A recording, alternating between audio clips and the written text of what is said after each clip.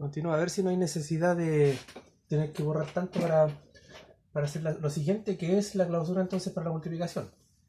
Vamos a ver de que el conjunto de los números complejos es cerrado para la multiplicación. Bueno, sigamos con la misma suposición, ¿ya? Sin olvidarnos que tenemos xy igual a a más bi y c más di respectivamente, con a, b, c, d números reales.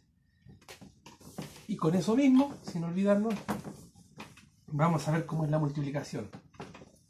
Si al multiplicar dos números así, arbitrarios, cualesquiera, va a dar también un número complejo. Entonces, tenemos a más bi, teníamos, que es el x multiplicado por y, ¿cierto? El y sería c más di. Esto sería x por y, dos números complejos que se están multiplicando. Veamos. Aplicamos la distributividad doble, ¿verdad? A va a multiplicar a c y a va a multiplicar a di. A c daría y a di. De la misma forma el bi al c y también el bi al di. Ahí tenemos, aplicamos la distributividad, tenemos hecha la operación y vamos a tratar de, como lo hicimos en el caso de la suma, agrupar parte real y parte imaginaria. Vamos a ir viendo qué podemos sacar. Bueno, está claro de que esta es la parte imaginaria, solamente que la vamos a ordenar un poquito. Aquí tenemos AC, aquí tenemos ADI, y este B y C lo vamos a escribir como B, C y la unidad imaginaria. Y esto que está aquí, como BD, y el I por I, la segunda potencia, ¿cierto? I al cuadrado. ¿Ya? I por I cuadrado o I elevado a 1 por I elevado a 1. Se conserva la base, se suman los exponentes, I elevado a 2. Y sabemos que este I elevado a 2, atención aquí para que vean lo que voy a realizar, este I elevado a 2 sabemos que es igual a menos 1, ¿verdad? Entonces, menos 1, que es I elevado a 2, menos 1 multiplicado por BD. Esto entonces es menos 1, ese I cuadrado. Entonces, menos 1 por BD sería menos BD. Y vamos a juntar la parte del resultado real con el otro resultado real. Entonces, I cuadrado es un número real. Esta es la parte real entonces, y la parte imaginaria vendría siendo lo que queda acá. Fíjense aquí.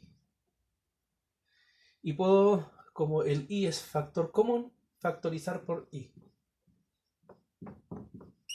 Dejamos el I fuera del paréntesis multiplicando. ¿Y qué tenemos? AC, que son dos números reales que se están multiplicando. BD, que también son dos números reales. El producto de dos números reales son otros dos números reales. Perdón, el producto de esos dos números reales es otro número real. El producto de esos dos números reales también es un número real. Entonces, tenemos dos números reales que se están restando y que va a dar por resultado otro real. Llamémosle E nuevamente. Aquí lo mismo, AD y BC son números reales. El producto de estos dos es un número real. El producto de estos dos también es un número real. Entonces tenemos la suma de dos números reales. Y la suma de dos números reales es también un número real que vamos a llamar F. Entonces tenemos E más FI, donde E y F son números reales.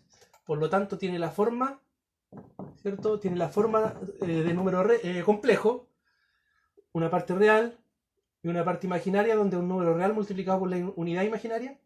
Entonces E más FI está en los complejos. Entonces la multiplicación, el conjunto de los números complejos es cerrado entonces para la multiplicación también. ¿Qué más podemos hablar? Entonces se cumple la clausura. Tiene cardinalidad infinita este conjunto, pero no es un conjunto ordenado y tampoco vamos a hablar por ello de densidad.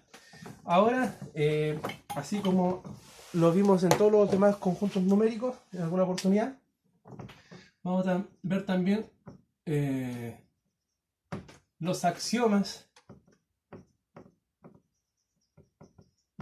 para este conjunto numérico. Axiomas en los números complejos, tanto para la suma como para la multiplicación. Se cumple la conmutatividad, es decir que para todo par de números complejos lo vamos a llamar xy, se cumple que x más y es igual a y más x. Se cumple la conmutatividad de la suma de números complejos. También que para todo x, y, z, llamémosle, en los complejos, se cumple la asociatividad de la suma.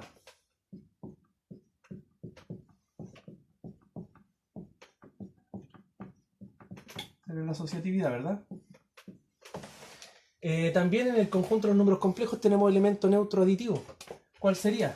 El 0.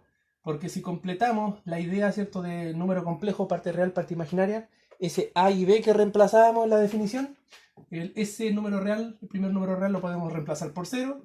El otro número real que multiplica a la cantidad imaginaria podría ser 0 también. 0 por i es 0, 0 más 0, 0. Entonces 0 es un número complejo. Así que el conjunto de los números complejos está provisto de neutro aditivo, que es el 0.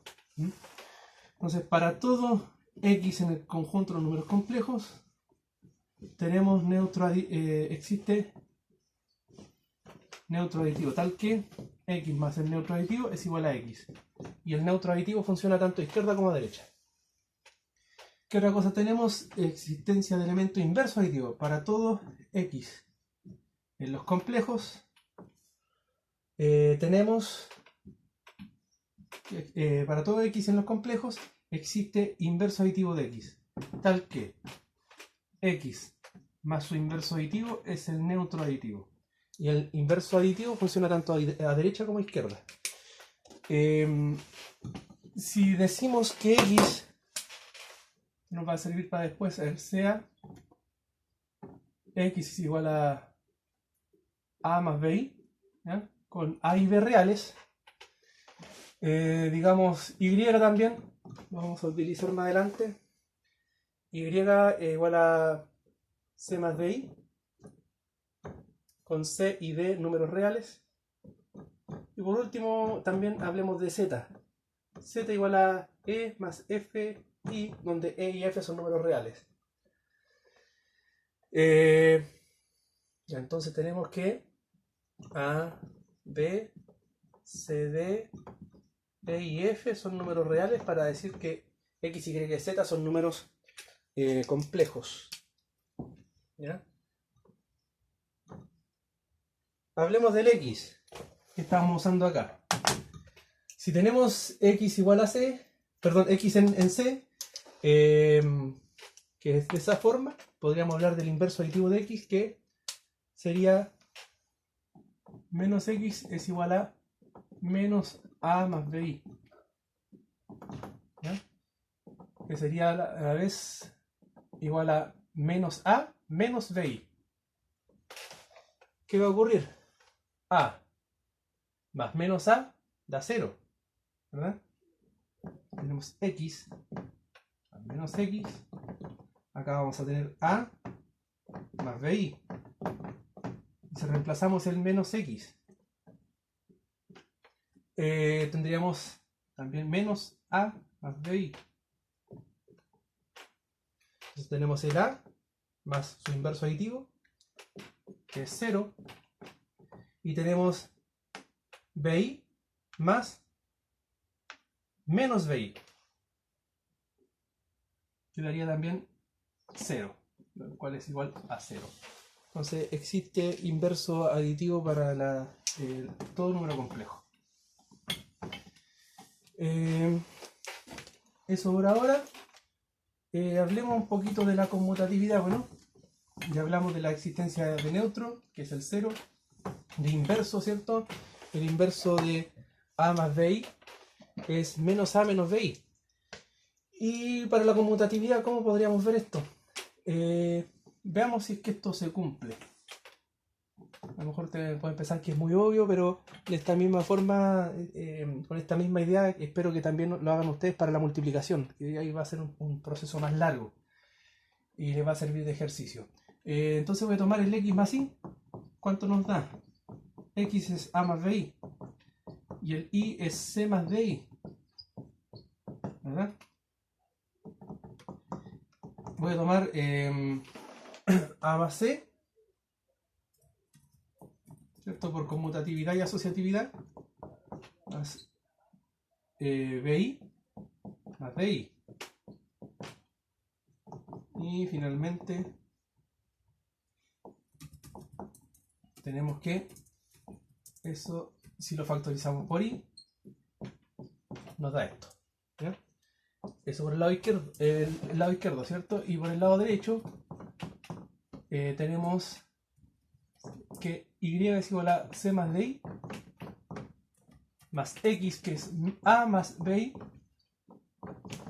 Y vamos a, de la misma forma, sumar C más A por asociatividad y conmutatividad. O sea, lo mismo que aplicamos acá. Podemos hacer lo mismo aquí también. De I más BI. Solamente que aquí ahora voy a aplicar de nuevo conmutatividad para A más C.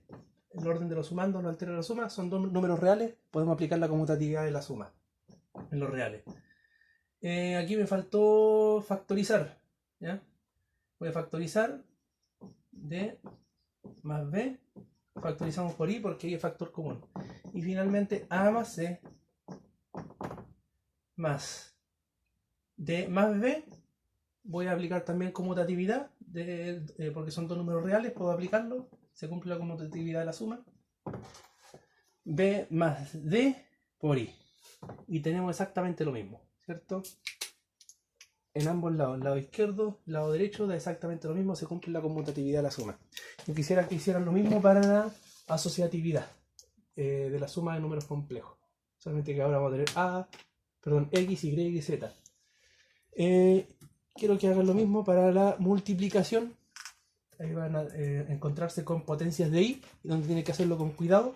Parecido, va a aparecer algunos detalles parecidos a lo que hicimos a la comprobación de la clausura de la multiplicación en los números complejos.